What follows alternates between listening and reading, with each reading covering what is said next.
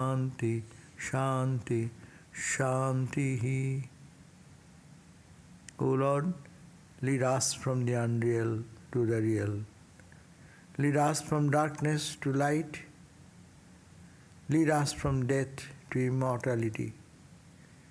And evermore shine in our hearts with your resplendent face. Om peace, peace, peace be unto us all. So we'll come back to our reading Shanti Gita, and there Arjuna said that I have understood the points you have mentioned before, and my doubts are gone. But my point is that you have told me, in verse number 19 we read, that you told me the sarva karma parityajya mam ekam sharanam braja.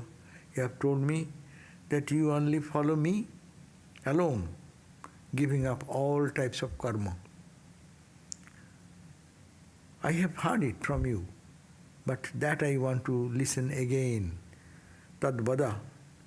And as a result, Bhagavan Sri Krishna, in the verse number 20 and 21 we have read, he says that nityam naimittyakam kamma svābhāvyanca niṣiddhaṃ etat panchavidhaṃ karma visheshaṃ sinukattate.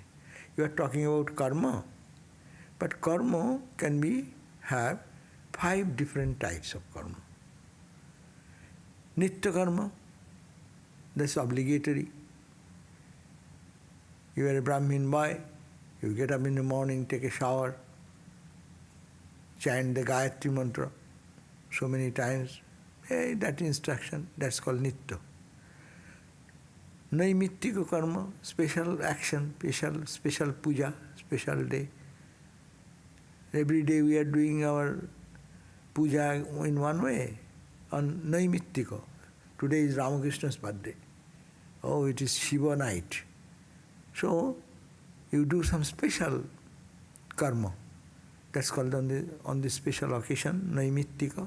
Some nimitta, some special date, special reason is there, birth of holy person, birth of this advent of this divine entity. Kamyam. Another is the kamma karma. That means I desire to earn money, I go to do this. I desire to learn this subject, I go to the university, I go to school. I desire to learn swimming or scuba diving, I go to the scuba diving school. So these are kamma, means with some desire, prompted by desire, that work is done, kamma karma. Svābhāvyanca. Svābhāvike karma means you spontaneously, your innate nature forces you to do. You need not have to think about. Unconsciously people do. Those who are born with a good samskara, good impressions, good samskaras, they are prompted to do good things. And there will be certain people who even do not know. Their propensities, that is samskaras, force them to do something. That's called the svābhāvike karma. Svābhāvike means what is very spontaneous, what is very natural, according to the temperament, tendency, and innate propensity. And the last one is called the niṣiddhaṃ, niṣiddhaṃ, forbidden. That should not be done. You should not do that. That is detrimental for the society, for your spiritual life, for your individual life, for family life. So, niṣiddhaṃ. Scriptures say, no, don't do that. So these are the 5 types. So these are the 5 types of karma. Bhagavan said that I would like to, Bhagavan says, listen to the 5 types of actions that are mentioned in the scriptures. What are they? They are daily obligatory duties. Daily obligatory duties. This is obligatory. It is your duty, no? say, in the, that is our, most of us sleep that time, in the morning or night time. But there are those who are driving the train whole night. Obligatory duty. And they should do that. You cannot say, okay, let the train be here, let me take a nap. You cannot do like plane, whole night they are driving plane, no? So these are obligation. There is an obligation to your commitment to your work. No? So that is obligatory duty. And then occasional obligatory duties, occasional. There's a special occasion, so special duties. In addition to normal duty, special duty on special occasions. And rites done to attain desired result with kāmanā, with specific desire. And duties born out of one's nature. These are the 4. And 5 is the, which is forbidden. You should not do. These are the 5 types of action.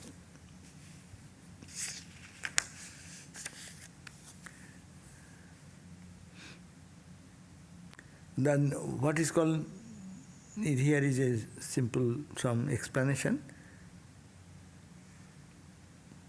What has been mentioned, this karma also should be, what is the distinction between prohibited action and these duties? Duty mentioned by whom? You cannot create your own duty. The scripture said, do this, do that, do that. The ordained by the scriptures of the holy people. That is called karma.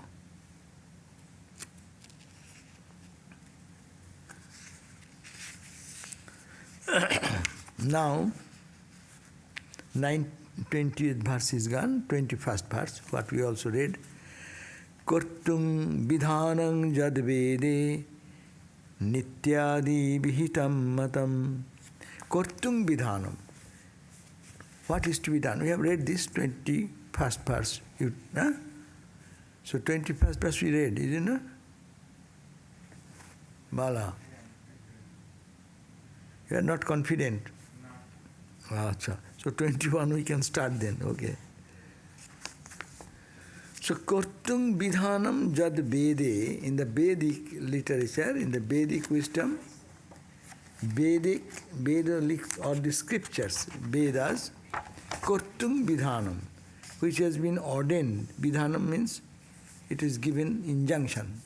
Vidhan mane? Vidhan deva mane injunction deva, the direction. Vidhānaṃ injunction.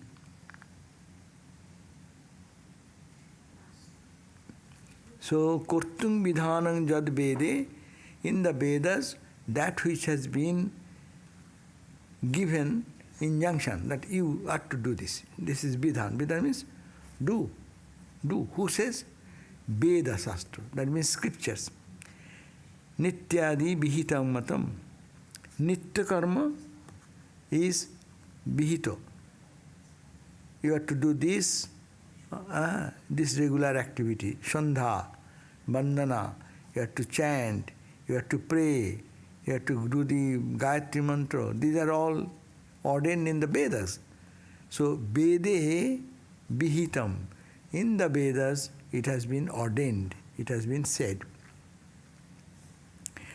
Daily obligatory duties, vihitaṃ, it has been prescribed. So, vidhān, that has been prescribed in the Vedas. Can disturb করছে এখন আলাদা গিয়ে করো মনের disturbance হয়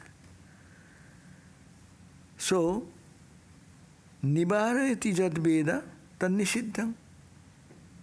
So, 2 things. One is kartuṃ vidhānaṃ jad vede. In the Vedas, in the Vedic scriptures, jat, which has been ordained that you should do, that injunction is given. They are called nitya, etc., etc. Nitya karma, naimittika karma, just we talked about. Nitya, naimittika,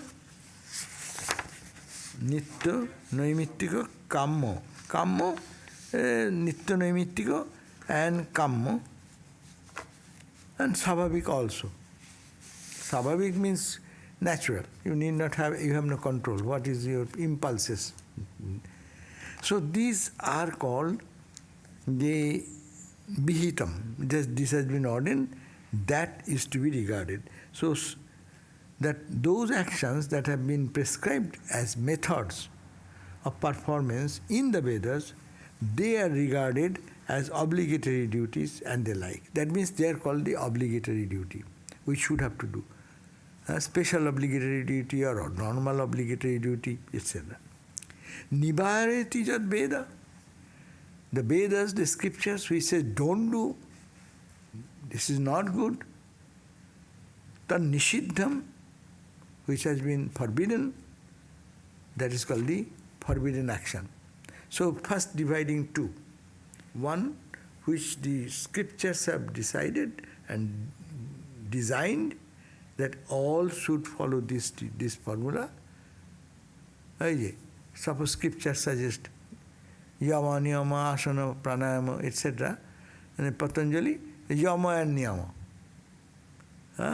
Ahimsa, non-injury, truthfulness, ahimsa, sattva, asteya, non-stealing, brahmacharya, celibacy, and non-receiving gifts, etc.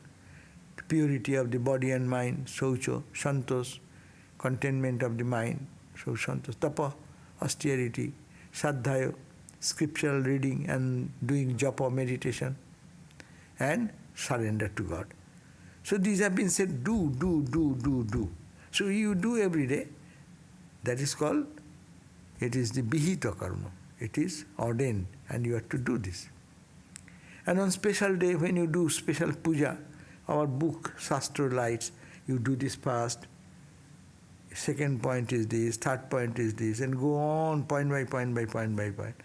You follow, that's called the vihito, ordained. And that is the karma to do. Not my whimsical way. I think it is good, I will do. Most of the people make a mistake, that they do according to their whims. You do not know, it may be true, that may bring you good result, but you do not know ultimately whether it will really bring good or not. Because those which has been said in the scriptures, they have been tested and verified. People have done before us, hundreds and thousands of people have practiced, and they got the benefit. Chitta Shuddhi, their mind became clear. So better to follow a good GPS, which has been already tested and verified, no? Suddenly a new track to test and then going around is to be forbidden. So nivārayati jad veda, but which the Vedas proclaim that don't do this, this is not good for you, this will be detrimental to your spiritual life, that niṣiddhaṃ, that is called the forbidden actions. Veda svābhāvike sarvaṃ audasīnya avalambitaḥ. And Vedas don't say anything when one is impulsive in his action. That means I am born with certain instinct. And the person will do that. Whether is it bad karma or good karma. Bad karma or good karma matters little. Scriptures don't say anything about that. Because by your own propensity, someone is born with a tendency from early childhood to meditate, to pray, to do some quietness, no? Another is born with some other tendency. So scripture, Vedas don't say anything about that. So Vedas says yes to something, that is to be done. Vedas say no to something, don't do. It is niṣiddha karma. And another karma, svābhāvike. And Veda does not say anything about that karma. What everyone is doing according to their own propensities. So, running meaning goes, those actions that have been prescribed as methods of performance in the Vedas are regarded as obligatory duties. So what is our obligatory duty? These are the obligatory duties. Scripture should write it. You take the worship book and follow what is written there. That is the prescribed that we should follow. And those are regarded as the forbidden action that the Vedas have prohibited. In the matter of action born of one's own nature, the Vedas hold totally indifferent attitude. That means it does not say it is good, it does not say it is bad. But when you born with one tendency, you try to change it and change it for good, then follow the Vedic path. That is called karma, good karma. And you are born with a good tendency, people sometimes do some bad day. That is going to the negative direction. So, karma are 5. So, one is ordained in the Vedas, and I should do every day, regulatory. On special occasions I do. These are the 2. Third point is vidhānaṃ. Third point is the kamma karma. That people do some work, desirous work. I want to get money. Yes, but Vedas say do it in this way. Earn your good money. Dharma, artha, kama, moksha. The 4 goals, no? The scriptures say it is not bad. You earn good money in a dharmic way. Follow the dharma. Artha, earning good money. Kama, fulfillment of legitimate desires. That purifies the heart. Going through this experience, people can learn and go higher. So that is called Vedic dictum. And Vedic, not dictum, Vedic instructions. So these are called the vihitaṃ, ordained activity, and which the scriptures say don't do, that is called the niṣiddhaṃ. And that action, those actions which are born out of our own tendencies, no one teaches us, no. But the nature of the boy is like that, no. You see that if child is born, he is a good singer. No one has taught anything, but from the childhood his natural tendency is. Here it is good or bad, scripture remains detached. It doesn't say anything. So these are the 5. Now 22nd verse we start reading today. Pratyavāyaḥ bhavet yasya pratyavāyaḥ bhavet. Oh, where you are not talking about? Chant. Pratyavāyaḥ bhavet yasya pratyavāyaḥ bhavet yasya. It is not there in your computer, also is there. Check it. Verse number 21. Pratyavāyaḥ bhavet yasya pratyavāyaḥ bhavet yasya karaṇe nityam tat karaṇe nityam tat phalaṃ nasti iti nityasya phalamosti iti nityasya kechid vadanti panditaha kechid vadanti panditaha. Again, pratyavāyaḥ bhavet yasya pratyavāyaḥ bhavet yasya karaṇe nityam tat karaṇe nityam tat phalaṃ nasti iti nityasya phalaṃ nasti iti nityasya kechid vadanti panditaha kechid vadanti panditaha. So it is said pratyavāyaḥ bhavet yasya. Pratyavāyaḥ means you offense.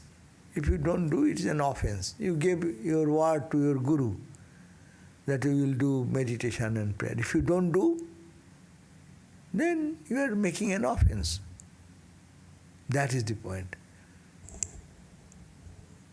Pratyavāyaḥ, it is not taking us to the spiritual growth, but it is taking us away from. That's why it is offensive. It is not that we appreciate very much. Pratyavāyaḥ bhavet yasya karaṇe. Karaṇe means not doing. If you don't do that karma, then a negative impact happens. That is in nitya karma. Nitya karma means daily ordained duties.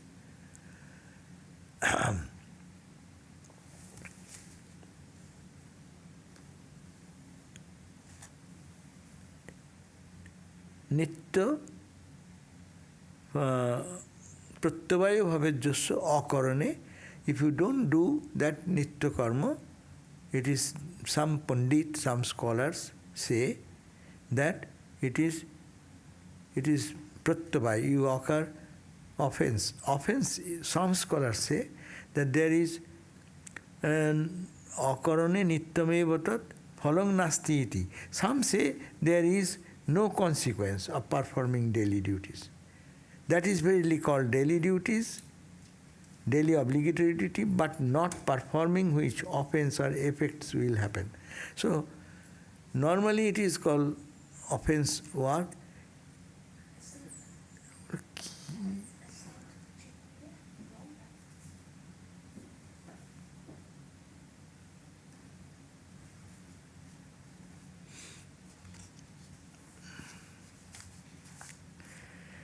So some scholars say that there is no consequence of performing daily duties. But if you do the meditation, what will happen? You are a good person. You follow. Every day you get up, you do your own routine, shower, and what result will come? Nothing.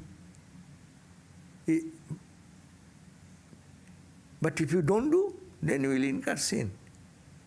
Understand the point. If you do, there is no result. Scripture don't say, because you do 1,000 japa, then tomorrow you will have the vision of God. No. No scripture has given any assurance like that. You take a shower in the early morning at 4:30, because you have taken every day shower in the early morning, you are gaining in spiritual life. There is no guarantee in it. Many people take shower at 4:30 in the early morning. No. But if you don't do, your guru has told you and you committed there, you don't do, oh my God, we are incurring some bad result. See? This is called the nitya karma. Understand? This type of karma, which if you do, there's nothing special result. At least there is a result, but there is no commitment. Vedas are not saying you will see tomorrow, if you do 10 days, then you will see a light coming in your forehead. They don't grant that. But if you don't do, you are not doing your nitya karma, daily rituals, daily performance, you should have to do. So, if you don't do, you incur sin. If you do, there is no merit. So, that is the point. So, it says, some scholars say that there is no consequence of performing daily duties.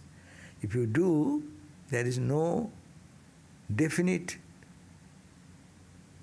gain if you do your daily rituals. That is verily called daily obligatory. What is the daily obligatory duty? By not performing which, contrary effects will happen. If you don't do, then you will get a bad effect. Your mind will be disturbed. Suppose 5 days you don't meditate, what will happen? You will feel how you feel. Every day you meditate. Suppose you don't do 5 days. See how your mind will be. Then it is really creating a negative effect. But you are doing everything. We all say, I am doing meditation, prayer every day, every morning, and I don't feel anything. That means there is no positive, concrete impact. But it is happening because mind is becoming pure. Keep that part away. But if you do, there is no guarantee that you are having something. If you don't do, then you will have a negative effect. This is called the nitya karma. This is the opinion of some of the scholars. 23rd. Na sat tad juktita partha, na sat tat juktita partha, kartavyam niṣphalam katham, kartavyam niṣphalam katham, na pravitti phalaṃ na pravitti phalaṃ tang vina charanam nahi, tang vina charanam nahi. Na sat tat juktita partha kartavyam niṣphalam katham. This says not that there is juktita, that above argument is logically not true. Why? Tat juktita no sat. That cannot be true. That jukti, the argument you gave, some pundit, some scholars declare that if you do your nitya karma, then there is no result. But if you don't do, then you will incur sin. This argument, Sri Krishna says, this above argument is not logically true. So that I said. Logically, your mind will be pure every day. But if you say no result, then what? That's why logically not true. How can obligatory duties be fruitless? Any karma you do, there should be some result. You are saying you do nitya karma, meditation and prayer, regularly regulatory duties you are performing, and it has no result. That cannot be. It should have some result. There is no inclination to do anything when there is no consequence. No? So, who will be bhuter begar? Huh? It is called the ghost. You are working for the ghost. Who wants to do work for the ghost? No reward, no thanks, no improvement, no peace. So who will do that? We always, anything we do, there is some end result or expectation of result. No. If there is no result for any time, why then we will do the nitya karma? Why we will come to meditate every day? Okay? So that argument is bringing. Without that inclination, there is no performance. And if I have no inclination to do anything, why I will go for action? Suppose, a very good argument. Suppose if everyone, now today onward I heard this scripture saying that you do nitya karma, there is no result. So, no result. So why shall I get up in the morning every day? Why to spend that time unnecessarily? It is no result. But no, that cannot be. That means immediately that whatever you do does not bring immediate realization, but it gradually does something. If you don't do, that's why you are incurring sin, means it is Pandits are saying this to engage us in action. So therefore it says that na sat tad juktita partha, O Partha, O Arjuna, that is not very logically proven to be true. That kartavyam niṣphalam. You do your kartavya duties and it has no result, no outcome. How can it be that? No pravitti, there will be no tendency to do any work, perform any action, if there is no result, no result. Oh, every work is result oriented, no? You go to the shopping, there is a result. You will purchase those. There is a result that will come and then you will cook food and do something. But suppose you go on purchasing and there is no benefit of purchase, then why will you go for purchasing and taking the trouble, collecting the money, and why will you do? So, no pravitti, there will be no tendency, as there is no result, follow abhave, tang bina acharan nahi. And if that follow, result is not there, the acharan, the behavior, the people will not behave the way they should behave as the scripture suggests. nityenaiva deva-lokaṃ, nityenaiva deva-lokaṃ, tathaiva buddhi-śodhanam, tathaiva buddhi-śodhanam, phalaṃ akaraṇe papam, phalaṃ akaraṇe papam, pratyavāyaḥ drishyate, pratyavāyaḥ drishyate. So, it is not that it will not give you any result. If you do nitya karma, a obligatory duty, your meditation, your prayer, as ordained, as regulated regularly. So, nityena eva, by this nitya karma, you will deva-lokaṃ. You will go to the plane of the devas, gods. Why? Because your mind is every day thinking of God and divine. Mind is becoming purer and purer. In one stroke you may not get Brahma-jnana. But gradually the mind is purified, and purified mind will live in another plane. In this world, look at that, in this world, our own mind, how many planes it stays whole day. Sometimes it is uplifted mood, sometimes it is depressed mood, someone angry mood, someone frustrated mood. No? So this and we live in that world then. When I am in frustrated mood, I am in frustration. Same person. I am in angry mood, I am angry. That other aspects of me is gone. So every day, if one practices nitya karma, your spiritual practices, as ordained by the scriptures and your teacher, then that will purify and tathaiva buddhi-śodhanam. Two things will happen. You will go to the plane of the gods and devas, deva-lokaṃ, we call deva-lokaṃ, plane of the gods and goddesses, no? Higher entity, they live. Human to God, and God to divine. There's higher growth. Swami Vivekananda told, when M wrote him that we came to see Ramakrishna, such a person who is totally intoxicated in God. What happened to us? Nothing has happened. Then Swami Vivekananda wrote a letter from this country that you were a cow and you have become a man, you will be God. So that is the point. Deva-lokaṃ. God means deva-lokaṃ. You will be in the plane, you will be lifted. Gradually you are lifted. So we are all lifted every day. So you cannot say that it is fruitless. It has its fruit. It has its result. So, but if you think meditation and this as nitya karma, then it has that fruit.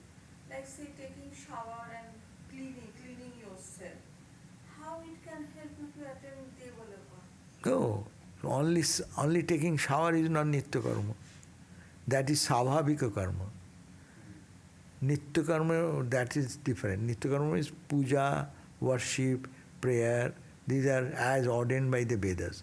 And svābhāvike karma, you do, everyone does. Take a shower, go to bathroom, these that wash themselves. That is called this svābhāvike karma, according to the tendency, everyone does. So vedas have nothing to say about that, good or bad. That we read just now. So out of the 5 types of karma, one is that karma, the svābhāvike karma. And according to one's own origin or tendency, people will function. And particularly this type of cleanliness and other things.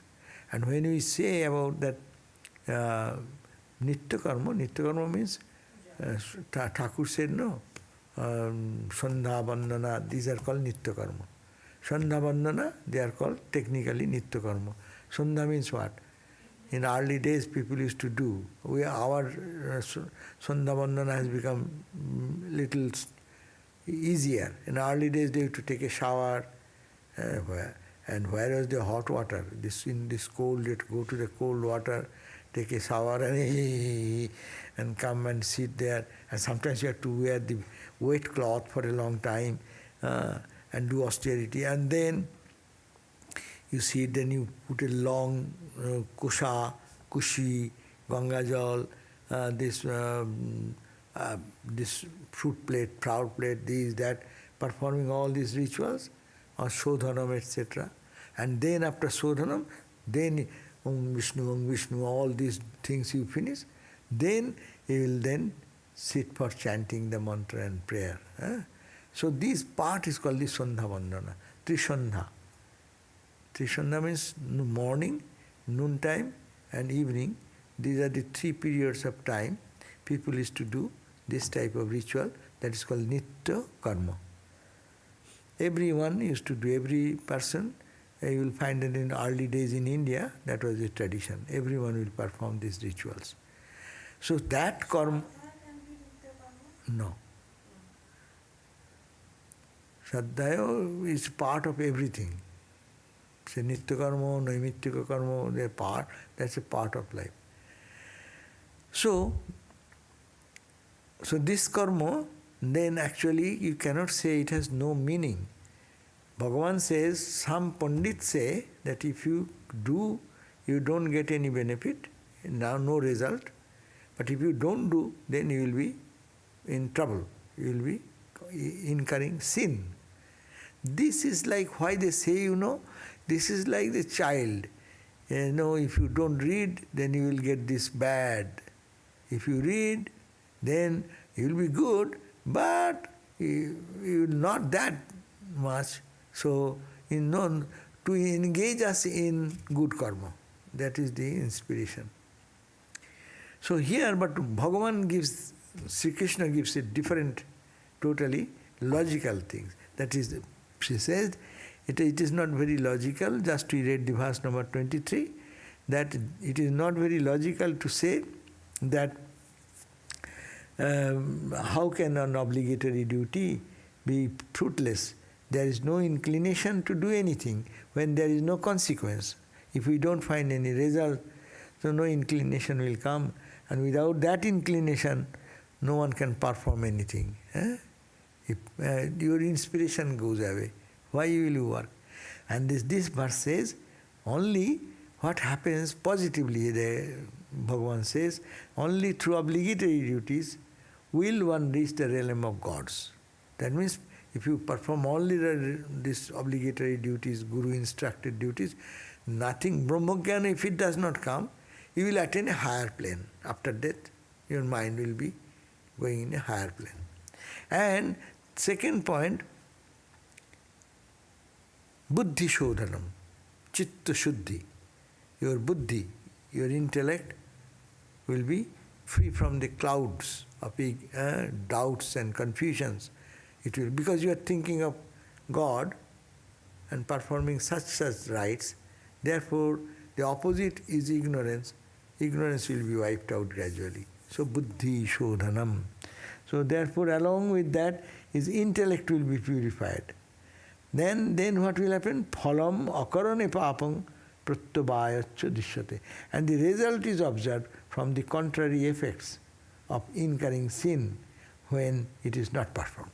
And people, you see, those who don't follow the scriptural injunction or don't follow the holy people's guidance, then we find that their life is not very pure.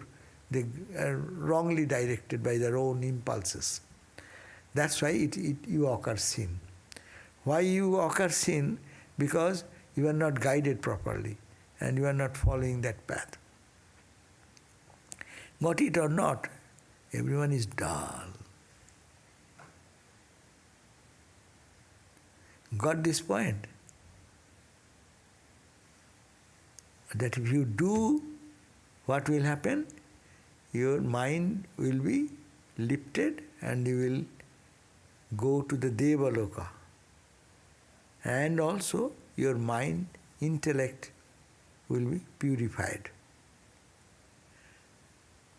But if you don't do, then purification will not happen.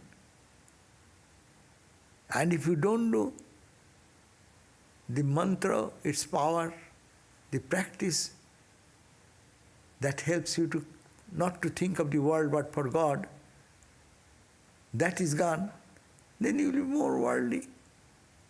This is the sin, means this net result is bad, because we live like a life of an animal or like ordinary beast. No? They also are born, they also live, they also eat, they also die. No? So that type of life will be, it is just a continuation of that type of life. So therefore, emphasis on nitya karma. You have to do obligatory. It is good for spiritual growth. In this sense, that if you don't get God realization at least, your buddhi will be shuddha, your chitta shuddhi will happen, mind will be purified, one, and second will be that your spiritual growth will take you to deva-lokaṃ, where the holy people. You can simply say, if a devata you don't believe, you live in company of the holy people. You will be born in such a way that you will live with other holy people. Their level is too high. So that is the deva-lokaṃ. So 24th verse.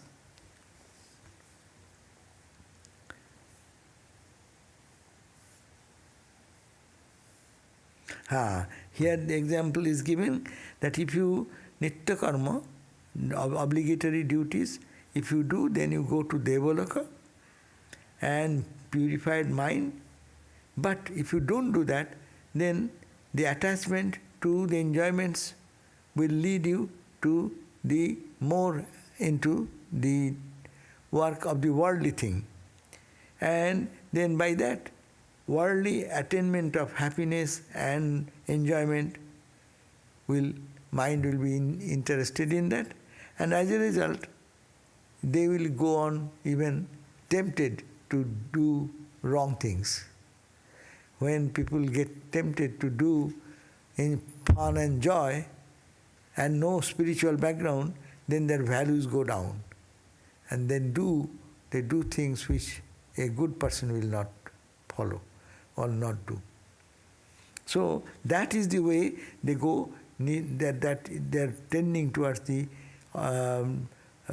work which should not be performed by a person, and that will create suffering and pain for the soul afterwards, because it is misdirected towards the world and worldliness and its enjoyments.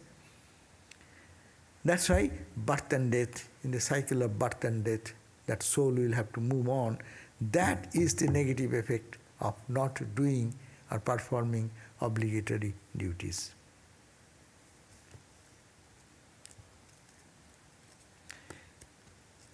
Because it engages us in the world, in the cycle of birth and death, it is called pravritta karma. Already it is taking us to the pravritti. Two paths is there. One nivritti, away from the enjoyments and attachments and all these things. And another is leading to truth and life of joy. So in this reason, it can be considered that it is not good.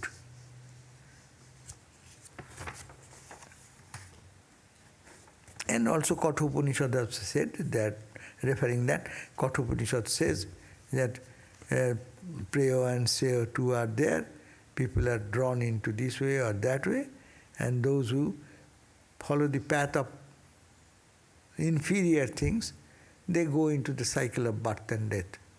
And that freedom is not there for making them liberated in this life. So this is the nityēnaiva deva-lokaṃ tathaiva buddhi-śodhanam phalaṃ karaṇe pāpam pratyavāyaḥ dishyate. So nitya karma, by nityena eva, by nitya karma itself, deva-lokaṃ, you go to the divine plane or plane of the gods, and also you get another benefit, your buddhi, your chitta, your mind will be purified. And if you don't do that karma, then you will incur sin, because pratyavāyaḥ, you will be retarded from your standard. Where you are, rather you go the opposite direction, because you are not doing positive action and our negative samskaras are pulling more, and then go astray. And as a result, in the world of attachment and suffering and pleasure and pain, it will go on and on and on. So it will be a long way to overcome that. That's why it is considered as sin. Now the verse number 25.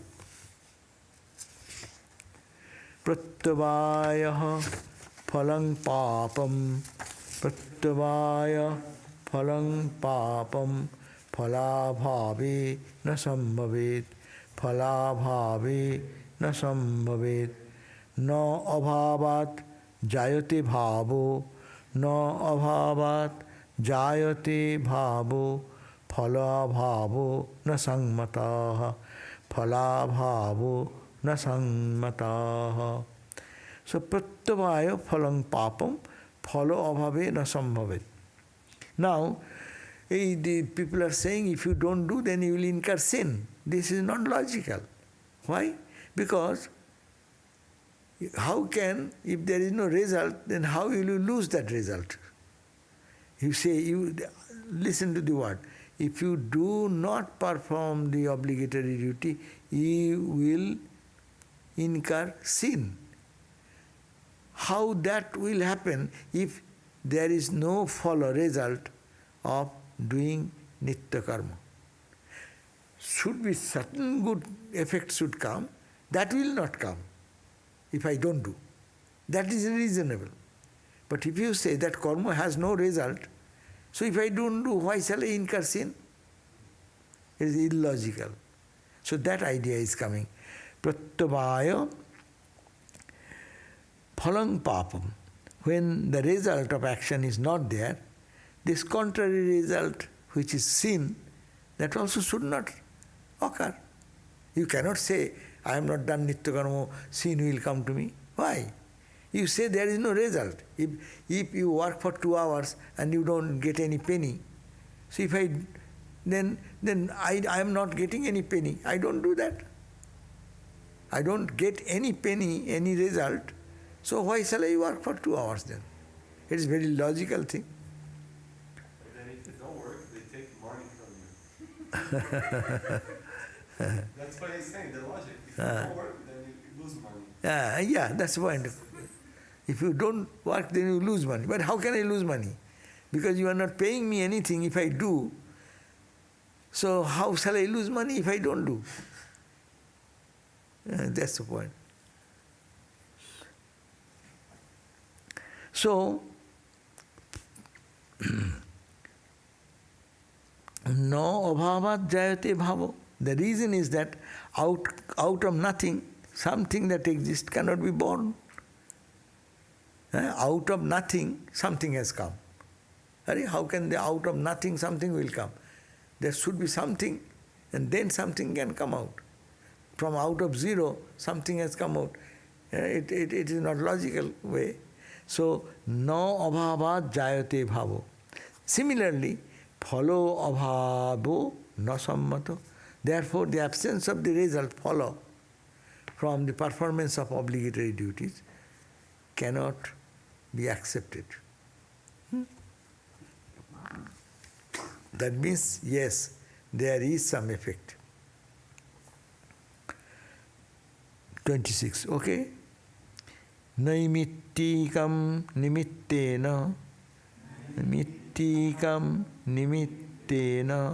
kartavyam vihitaṃ sada kartavyam vihitaṃ sada candra-sūrya-grahe candra-sūrya-grahe sraddhādi tarpane yatha sraddhādi tarpane yatha.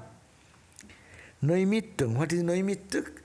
Now they have talked about the first point of work. What is the first work? Nitya. Nitya karma, obligatory duties. No?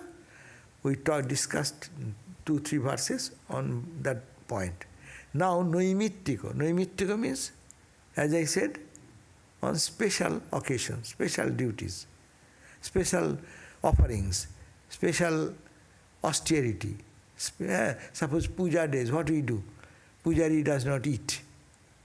It's austerity. It is special austerity. Other days we take breakfast and then do the puja. But special days, no, it is a special puja. We won't eat. We don't till the home of fire ends. I will fasting. So you do some special activities that time. That's called the naimittika, on special days, special occasions. So now he is talking about the naimittikam nimittena. Naimittikam means occasional obligatory duties, and nimittena, for the sake of duty, for nimitta. Kartuṃ should be performed. Vihitaṃ sada. How will you perform? Not according to your own whims, but as prescribed in the scriptures. So you should always perform special naimittika, occasional obligatory duties, that also to follow the scriptures, and not according to your own whims. Like they are giving example, candra-sūrya-grahe, that is a faith.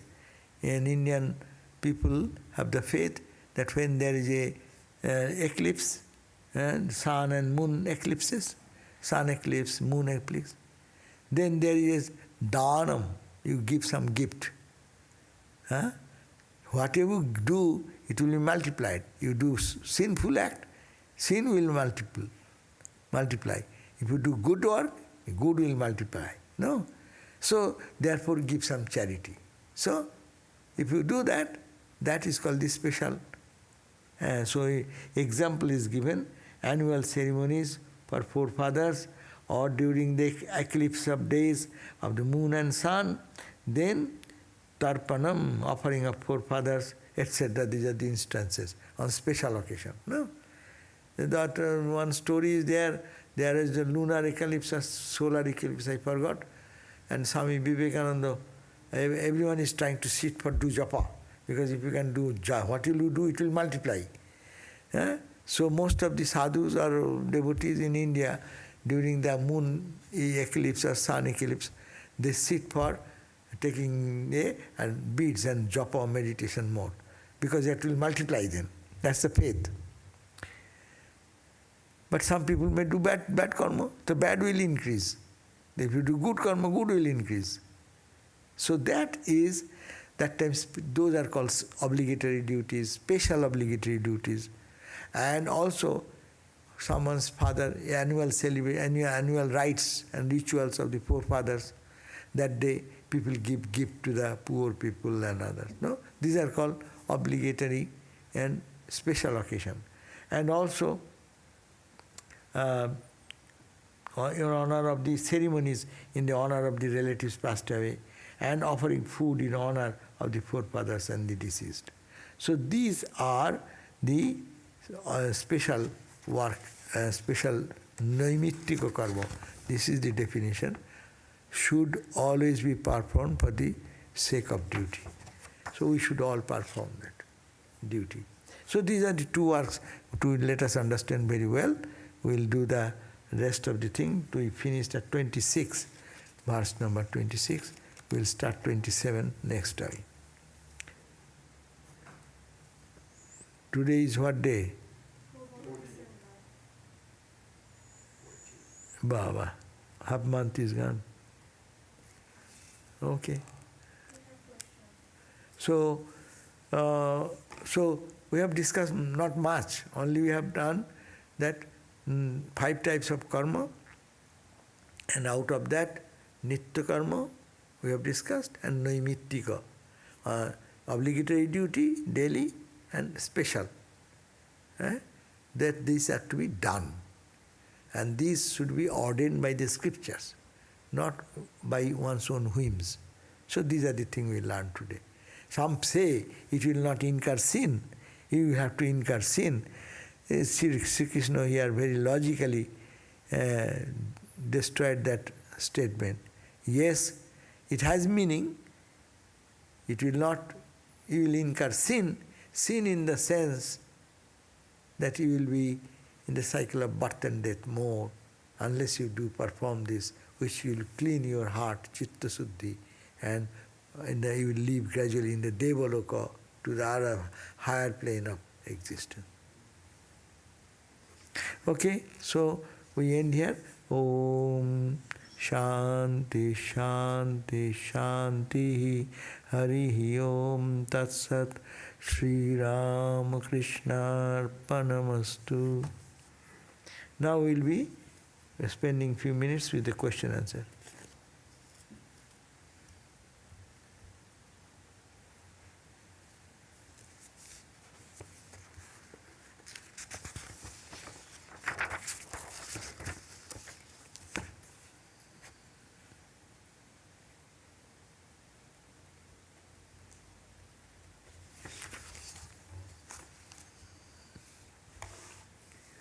How does one surrender to God?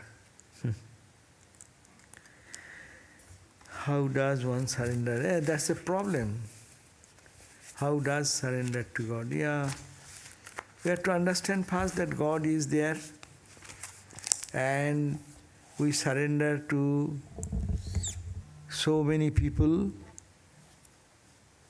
We surrender ourselves to so many conditions. But we never surrender to God. If we surrender to God, we have to understand then you are totally free from all responsibility. So, how to surrender to God? Environment or condition forces us to surrender to God. But we can do on our own volition. We can think, everything I know, God is there, I don't understand that. But Ramakrishna said, Gita said, Upanishad said, so I believe that. Therefore, anything I do, let me surrender to God. Oh Lord, let thy will be done in my life. It is to be reminded, our mind is to be trained in that way to tell that yes, I belong to God and God is only my refuge. Yes, to solve our problems, we take some practical measure.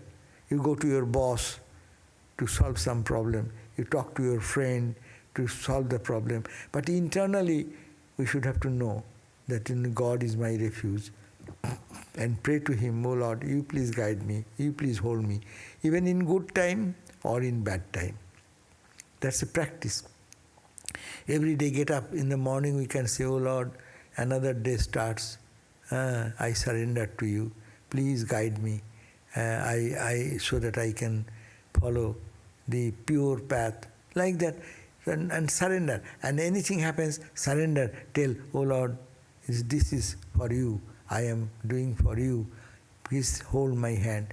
That too, in suffering and in misery, in pleasure and pain, we should have to remind our mind to again and again think in this way. Then peace comes. There is responsibility. All the tensions and anxieties of life actually reduces by that way. Because that time we think that I have taken refuge in God. What am I to fear about? And let anything happen, God will take care. So that idea comes. So this argument is to be brought into the mind and to practice and remind everything that I am talking to my friend for my solution, I am going to my boss to clear this point, and this difficult situation I am talking to the police to take some help. That is external. But internally I know, oh Lord, it is you, guide me and help me. So this practice will probably help us. How not to mislead by faith? That's why faith misleads. Why? Because faith is not blind faith. Swami Vivekananda didn't believe in blind faith. Of course, Swami Ramakrishna said, faith has eyes. True, but not from that point. But it should be rational. Eyes means rational. Faith is what? Faith is necessary in our life.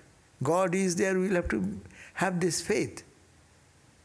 But God is only in this place and not in other place. God is in my religion, only in other religion. God is only in my temple and nowhere else. If this type of faith someone tries to impose, we have to bring the Vedantic concept It should be rational.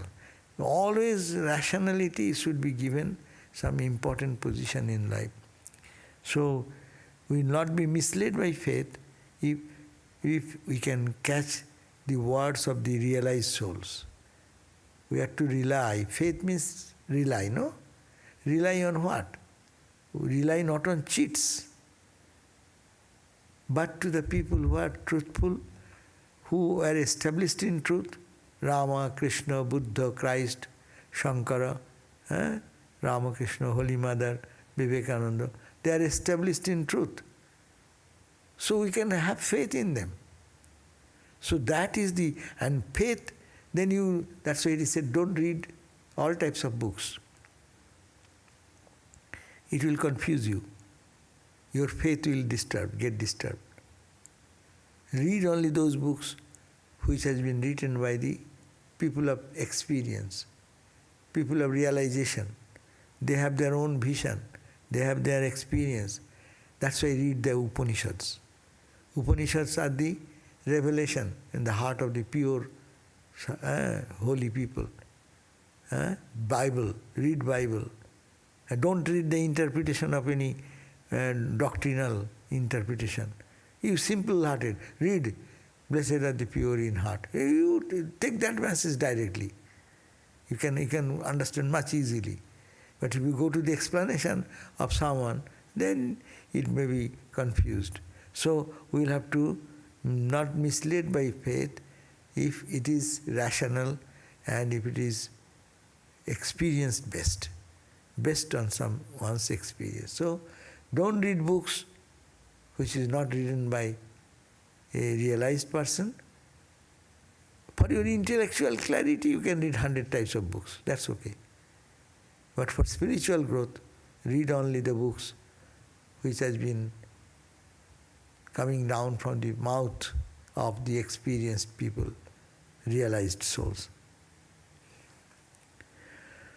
Won't a pure devotee rather work out his karma than to ask the forgiveness from God?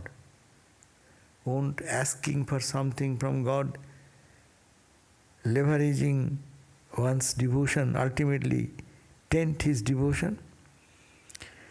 No, if we have some bad karma, yes, we should beg forgiveness. That's a Christian way.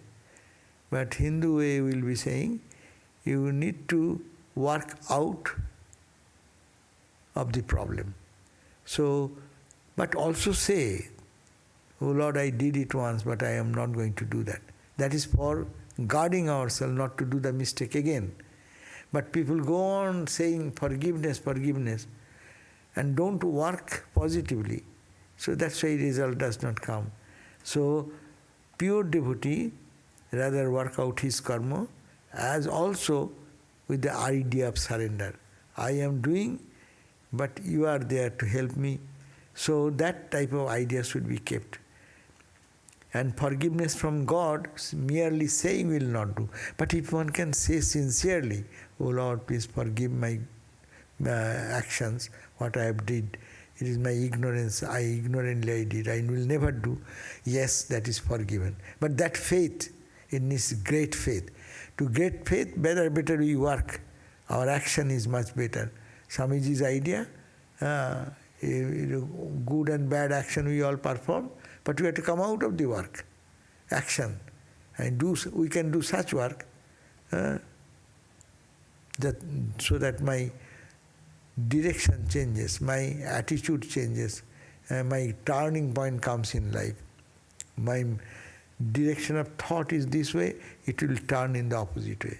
So by action, by prayer, by meditation, by japa, by doing good, selfless service, this can be of help.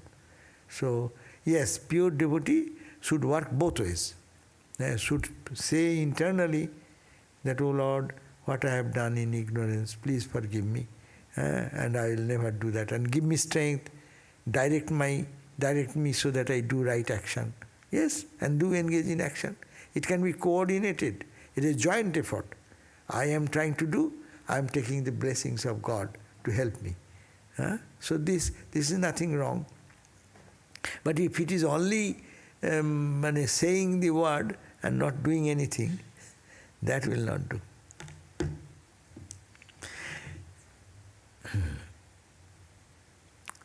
One who has achieved equanimity of mind, does he get influenced by the dualities in the world, like getting swayed away by someone's beauty or having a low opinion about someone not so beautiful?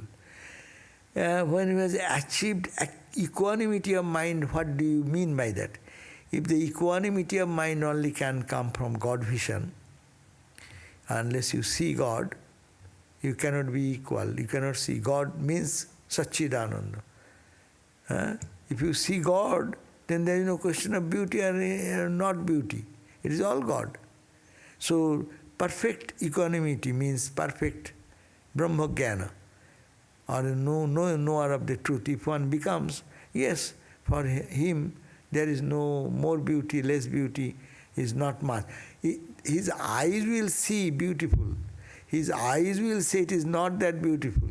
But in his heart of heart, he does not make distinction. Ramakrishna was established in Samadhi. Does he not say red flower is red flower and blue and green, what is called blue, purple is purple? Yes, he did it. Did he not say this food is good, this food is bad? Yes, it will appear. But this is only, it is called the transactional world. But internally, he will always know Ma Virajan Sarvabhāvike. It is only Mother. Mother has taken every form. So they have the dual experience. So you cannot expect that someone who has known their spirit realization, came to the point of realization, he will not. Swami Vivekananda, how much critical was he for anything what he sees bad, no? That you have to understand, they see the physical level. When they come down from Samadhi, they live in the physical world. But they see two things together. One, there are hundreds of ornaments, all made of gold. They see the gold and the ornament both together. They see me as a person, as also I am the spirit. Two things together. Because of that, they don't get attached. They only pass remarks. There is recently one of our Swami, dear Swami, passed away. He is established in that type of equanimity. He will see things, he will sometimes see that, oh, this is this, this is that. But in his heart of heart, he has no attachment to anything. But his eyes see that. It will not, that eyes will not see the defects or the red or the right or wrong. Everything will be catching the physical level, but they have a third eye which penetrates the name and form. There is no division, there is no ugly, it is all divine. So these two things will go parallelly. I am able to feel trust towards Ramakrishna and Vivekananda, but not towards Ma Sarada Devi. Why, I wonder? Please guide. You need not have to think. You pray to Ramakrishna is no other than Holy Mother.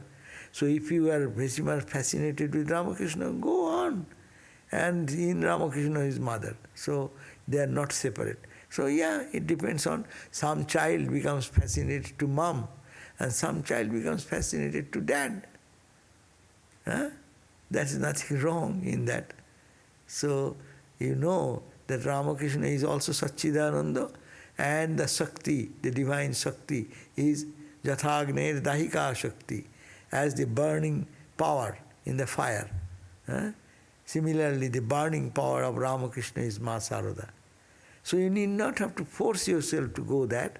Rather, you do whatever your spontaneous heart goes and go on doing that, and you will see one day that Mother is coming in your heart automatically.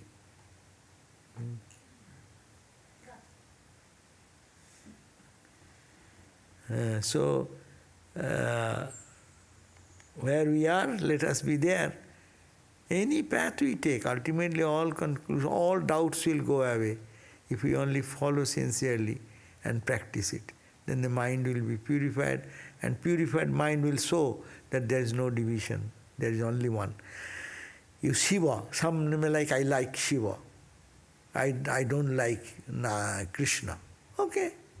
You go to Shiva worship and go dive deep into that Shiva nature, and then you'll find that Shiva is nothing but consciousness and bliss.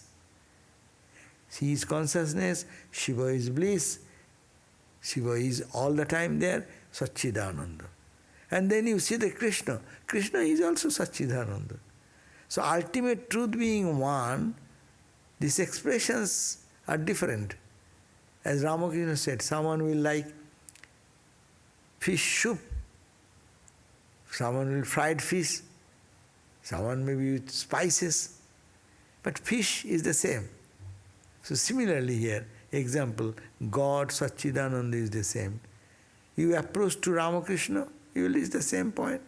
You approach to Ma Sarada, you will reach the same way. So it matters, to the Shiva, you can reach there. To Ma Kali, you can reach there. To Christ, you can reach there. So, it is not what you are attracted at, but how you are practicing and connecting with the divine through that form. So, please practice what you are practicing, and Mother will reveal automatically in time. Thank you all. And tomorrow will be our gospel reading at 7:30. Here, Om Shanti, Shanti, Shanti. Peace, peace, peace.